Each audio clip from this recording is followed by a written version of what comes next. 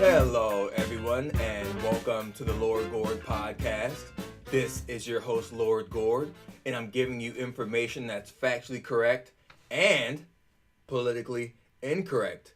And we all are so excited because we're reunited. Hey, hey. So this week, we're going to talk about con games, how they're played, the gifts that such con men have, and how to protect yourself from these con men. I've been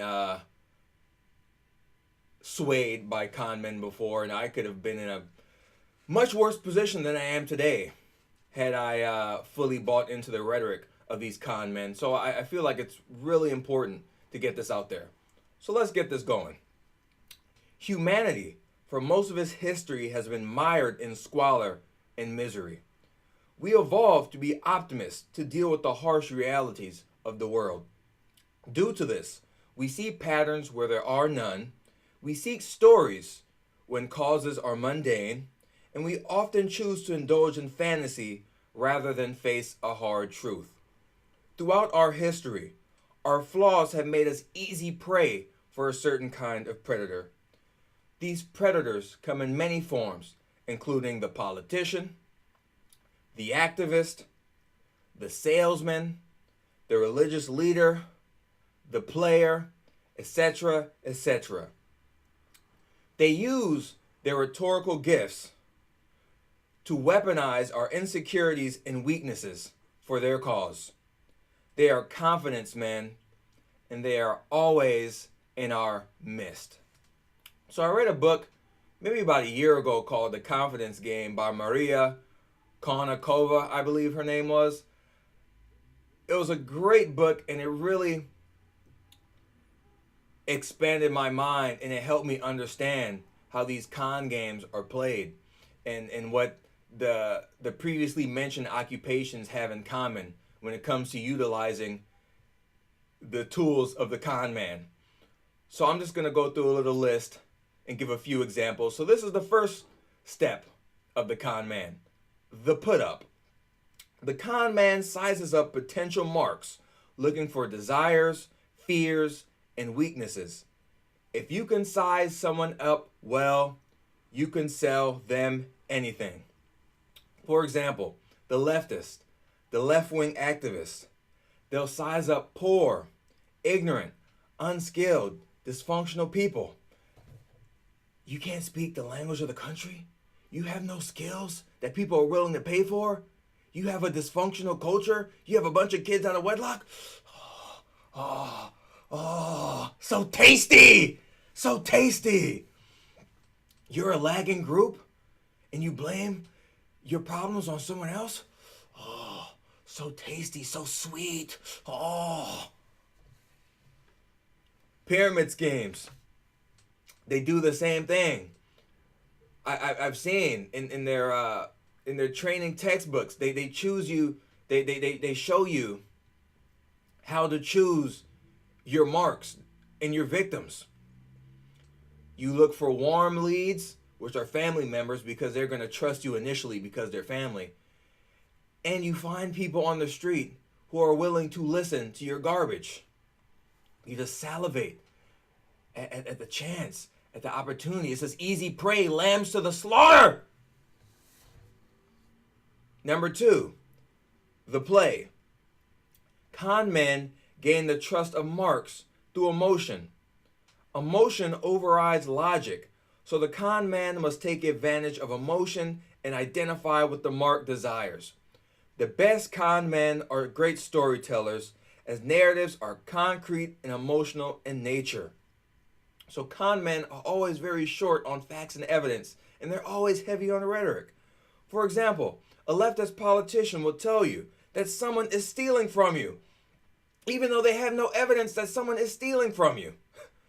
They'll tell you how free markets have made your life worse, even though free markets have made goods and services cheaper for poor people who need cheaper services.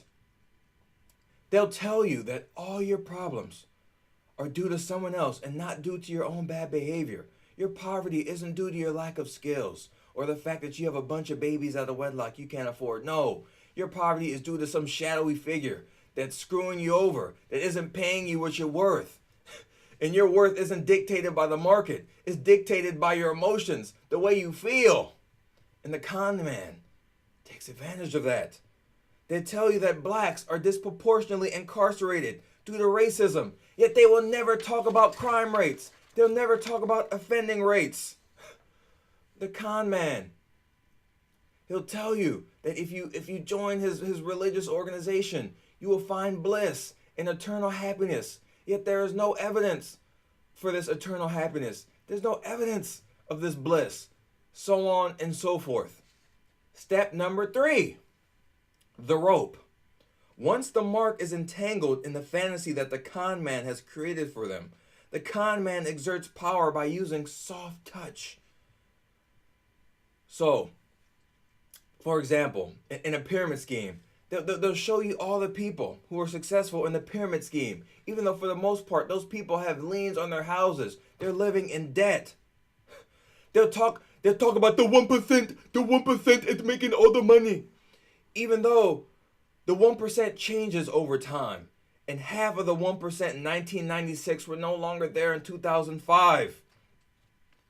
They'll say they're for the working people, yet all their policies are against working people.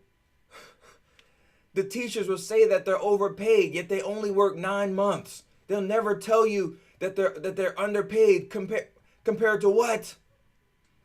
And they will never factor in the benefits, the health benefits, the dental benefits that they get on top of their salary. That's what they do. That is what they do. Step 4, the tail.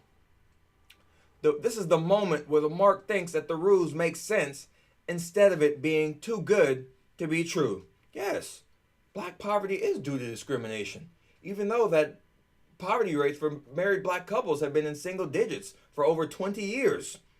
Yes, my poverty is due to the Koch brothers or the 1%. It's not due to the fact that I'm not educated, or I have no skills that people are willing to pay for, or I have illegitimate children that I can't pay for, that have no father. Yes, my poverty is not due to me. Yes, free markets have made us poor, even though no one has any evidence how we were richer before they were introduced. Yes, the apocalypse is coming, and I must sell all my belongings. Yet there's no evidence of such apocalypse. Yes, the pyramid scheme is a viable business opportunity, even though by the 13th level of the pyramid scheme, it exceeds the population of the planet. Yes, the middle class truly is shrinking, even though in 2007, just over half of American households had incomes over $50,000, but in 1967, only 1/3 had incomes of that same purchasing power.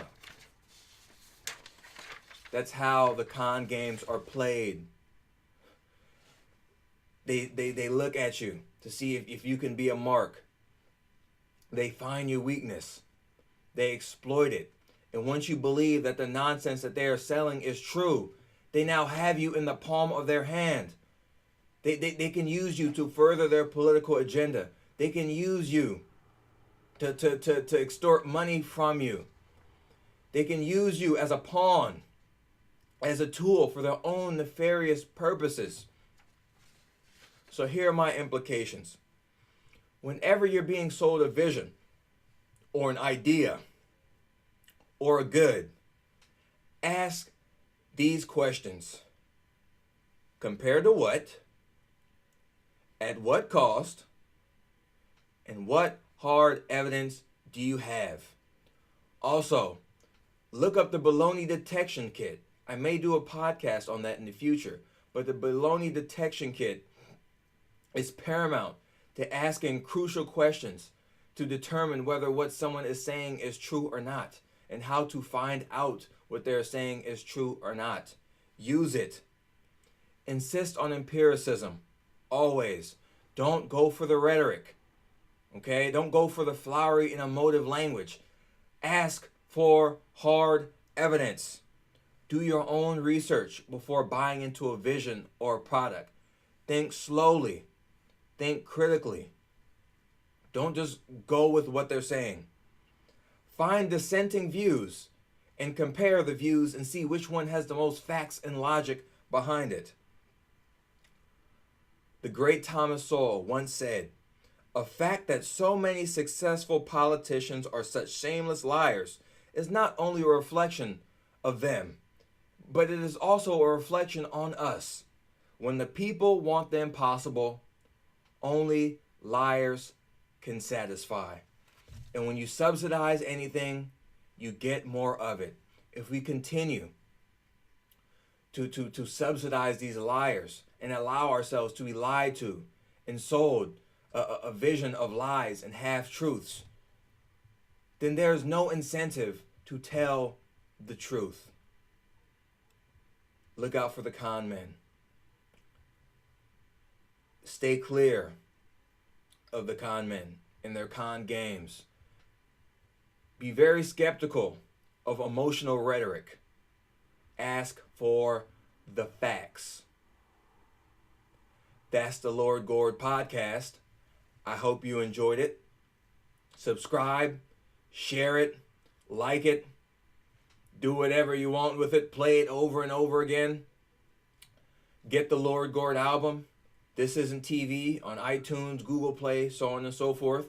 If you're in LA, come to the Blues Jam every Tuesday night at the Airliner in Lincoln Heights, free admission, dollar tacos. What more can you want? Next week, I'm going to be talking about the debasement of fashion. I'm going to be talking about how our standards of dress have fallen precipitously since the 1960s, and how we have thrown out our value hierarchy when it comes to clothing, and how we are scared to stand up for our values when it comes to what is acceptable and what is unacceptable to wear. I'm Lord Gord. I'll see you next time.